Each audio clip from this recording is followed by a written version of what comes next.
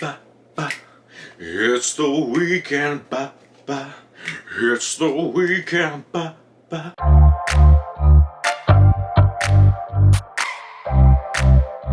Hey y'all, what's up? It's Brandon Lord. Welcome back to my channel.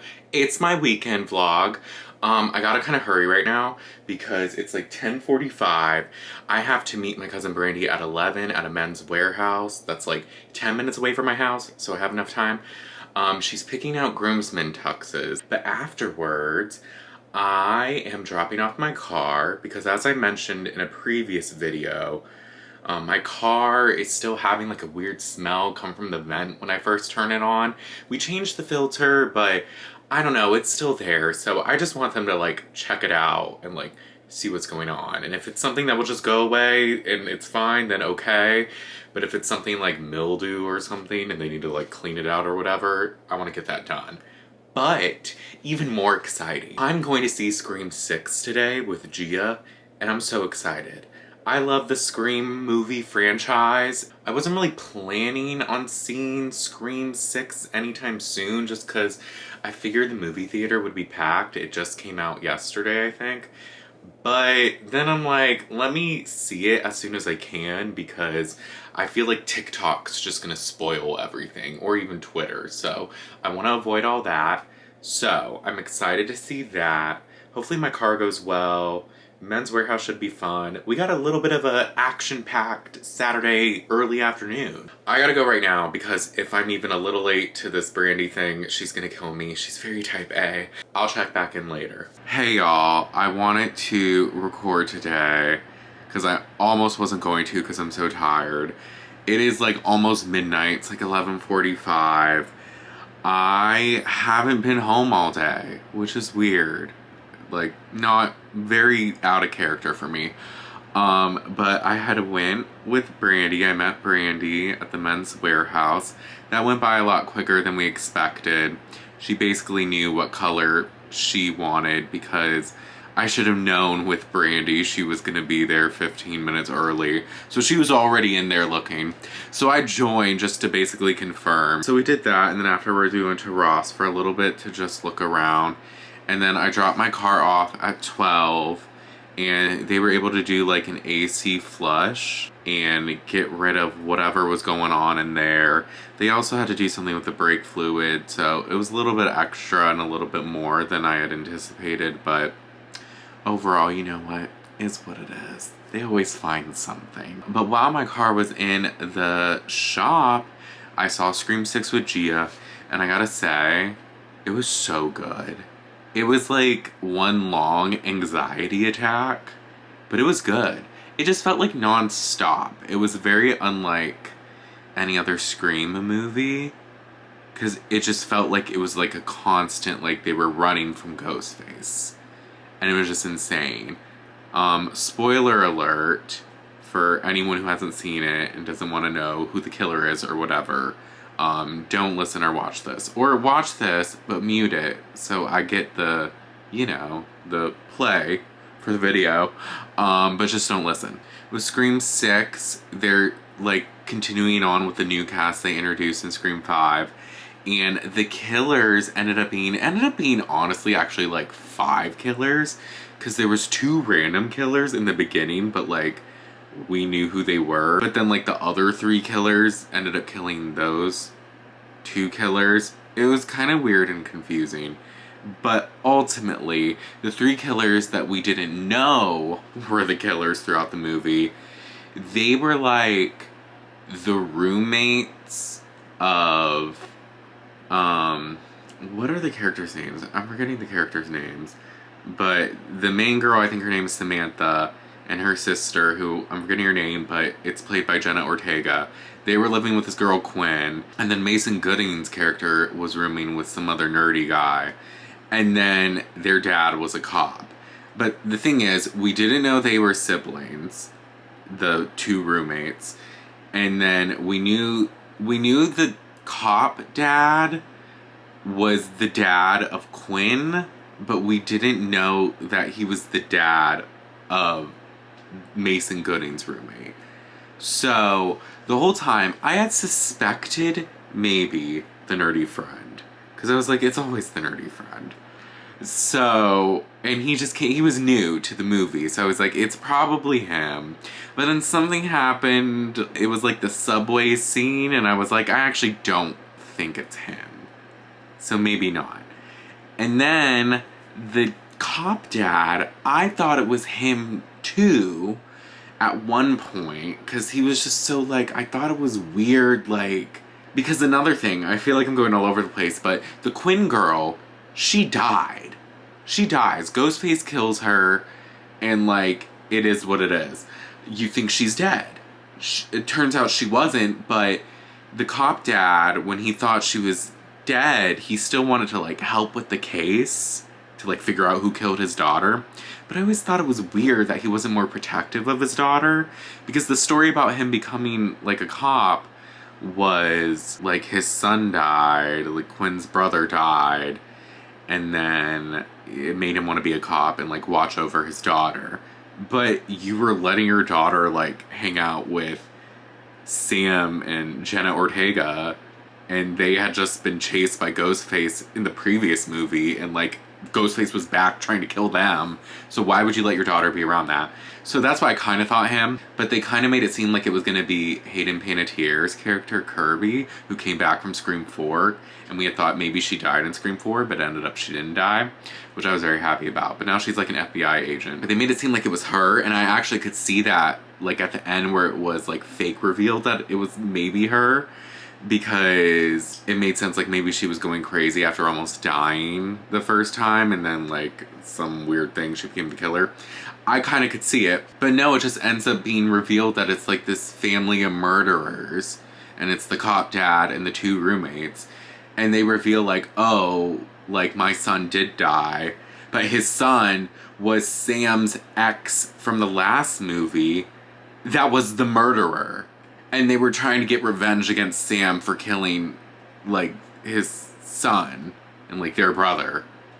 But their brother was the murderer, so, like, So, yeah, that was interesting. I gotta say, like, they got me. Because at first, like, I was into the movie, but I was like, I feel like I'm not gonna be shocked by whatever this ending is. Like, I don't know. Because in Scream 5, the killers weren't really shocking, but that was kind of the point. It was kind of, like, I think paying homage to the first Scream, and like how the killers were there. So I just felt like I wasn't gonna be shocked. But I actually ended up being really shocked, and like the ending was like thrilling. It was a good ending. And it was a good movie. I was really happy with it. A lot of people are putting it in like their top 3 Scream movies from what I've seen on Twitter. And I may have to agree, although I really like Scream 4. But this was probably better than Scream 4.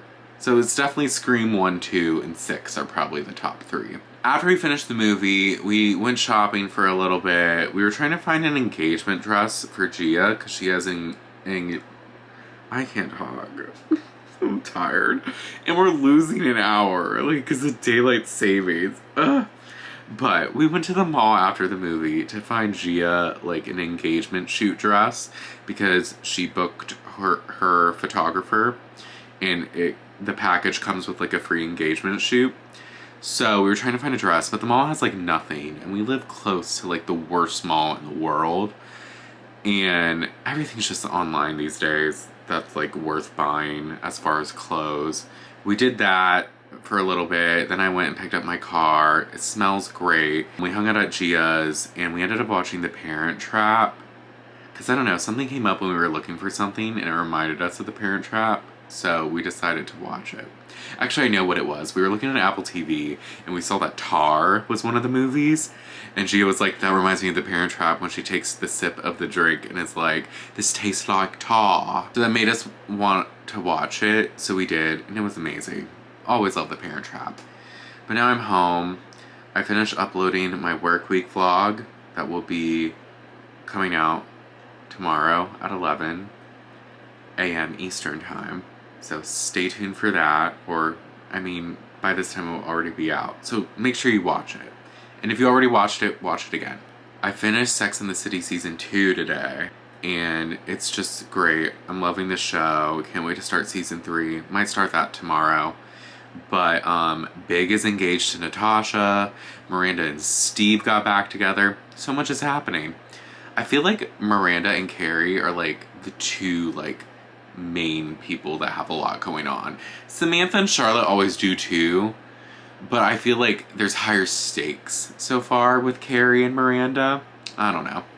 But I'm loving it. I'm loving everyone. The show's great. Tomorrow's Sunday, which normally I would hate because I hate Sundays because, you know, then you, like, it's the day before the work week. You work Monday. But I'm working from home Monday. So that's exciting. That makes me feel a little bit better. But I'm gonna go to bed because I'm really tired. But I'll check back in at some point tomorrow. Hey, so it is 2:22 on Sunday.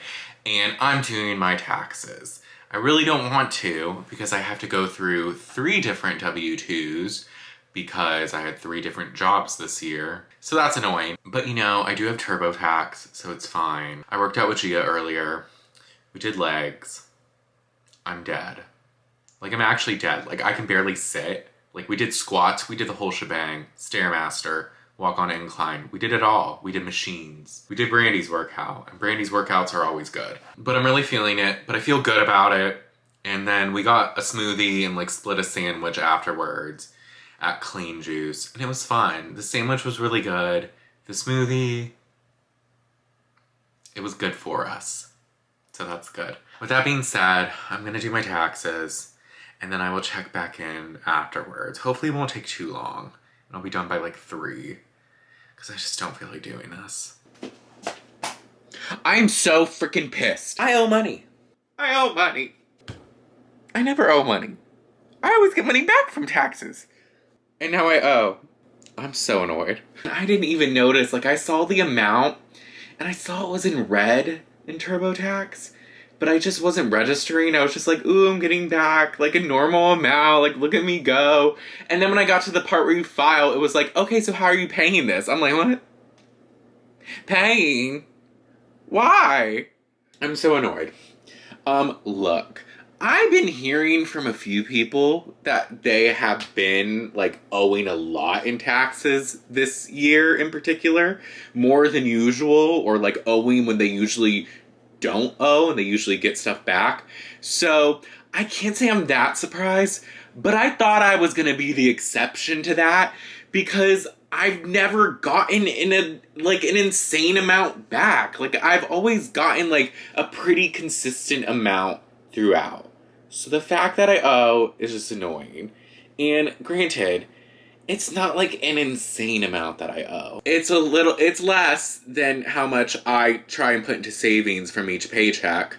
Not much less, but less. So I can pay it. It's no big deal.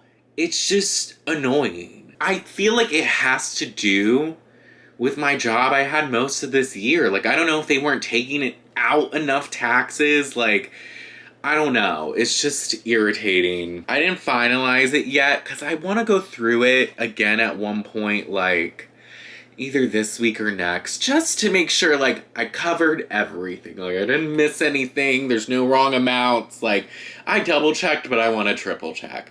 But I don't want to do it today. It is what it is. What can you do? I mean, a positive note, the IRS isn't going to come at me over some dumb shit because I'm paying them. So, there's that at least. That's always one of my biggest fears, that somehow, like, you get in trouble with the IRS. So, it is good. Like, okay, I'm paying you. Like, you can't be mad. Like, chill. I was trying to save more than ever this year, and I still can. It's just annoying. But, you know, it's fine. With that being said, I'm gonna start reading this book that I'm reading with Katie for our book club this month. It's called The Invisible Life of Addie LaRue. It takes place in France in 1714. In a moment of desperation, a young woman named Adeline meets a dangerous stranger and makes a terrible mistake. As she realizes the limitations of her Faustian bargain, being able to live forever, without being able to be remembered by anyone she sees, Addie chooses to flee her small village, as everything she once held dear is torn away. And then I guess the book is just about her journey with being able to live forever, and I guess at one point, people usually don't remember her, but someone ends up remembering her. So, sounds interesting. I'm excited to start it. It's pretty big. I haven't started it at all. But Katie started it, and she said it was a pretty easy read, so. And that it was interesting. So that's good. It's 442 pages. Jesus Christ. But we're gonna start it today. And yeah, I'll check back in tonight. I feel like almost every clip I have on this vlog is from my TV stand. But you know what? That's just gonna have to be the way it is. It's almost 11. I actually got a decent amount into the book. I'm on page like 53. And it's pretty good. I like it. I'm already into it. I'm like right past the part where she becomes like immortal. And like, it's kind of sad actually. Like, it's a pretty depressing book so far. I feel really bad for the main character. I did watch some of the Oscars, but not all, because the Oscars is kind of boring to me. But I did want to see the trailer for The Little Mermaid, and it was really good. I liked it a lot. It looks like it's going to be a good movie. I'm excited about Halle Bailey being Ariel. It looks like one of the better like Disney remakes to me. So I'm excited for it. I wanted to go over a little bit of the fashion, not too much, but I picked kind of 8 looks that stood out to me. They're all women though, because the men were really just wearing suits that all look the same, which is fine, it's the Oscars, but not interesting to talk about. So let's start with Cate Blanchett. I don't like this at all. And I feel like I shouldn't have to get into why I don't like this. I feel like it should just kind of be obvious. Angela Bassett did the thing. She really did though. This looks really good. I really like the color of this dress. I love the shape of it and the form. I like the necklace. Her hair and makeup looks amazing. She's glowing and looks stupendous. I saw a lot of different dresses that kind of had like draping or like ruffles kind of like this, which I love. So, Cara Delevingne, she actually might be my favorite because I just think she looks so good. And I know recently she came forward about going to rehab and doing all that, and I think it's great that she seems to be healthy and thriving, and I just love this look. She looks beautiful. I love the dress. I love the necklace. The hair and makeup are amazing. She looks almost like unreal. This is my favorite look. Florence Pugh. Now, I usually love a Florence Pugh look, and I actually do like the hair and makeup. And the necklace. I think like all that's actually cool. The dress itself, it's like curtains, but not in a good way. Because I'm here for a dress that looks like curtains, but not this curtain. It's not structured well. It looks weird. Just khaki wrinkled curtains. Halle Bailey, she looks so beautiful. She really looks like a Disney princess, and I just love the color blue that she's wearing. Like, I think it's so pretty. Thames, love this look. This is, I think, my second favorite look. I love a structured gown, and I just think it looks beautiful. Her makeup is amazing. I love just the white and like everything about it. It was funny though. I saw her in the audience, and whoever's sitting behind her could not see a thing. So I do feel bad for them. But not that bad, because she looks amazing. Salma Hayek. I just really love this color and this dress, and I think she looks beautiful. Like, she looks incredible. I like that it's kind of like a metallic burnt orange almost. I really like this look. Nicole Kidman. Now, this look I just thought was really cool. Like, I thought it was cool. I thought she looked really good. I like the sparkly black and the flower detail. I love a big flower detail.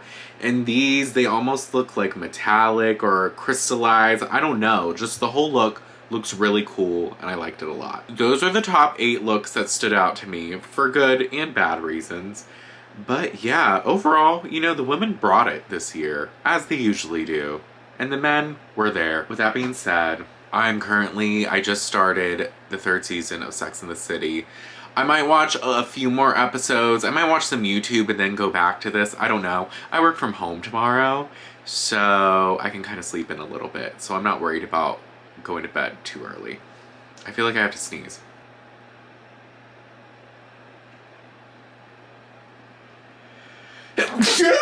Alright. So, thank y'all so much for watching. Make sure to like and subscribe if you haven't already, and I'll see y'all next time. Bye!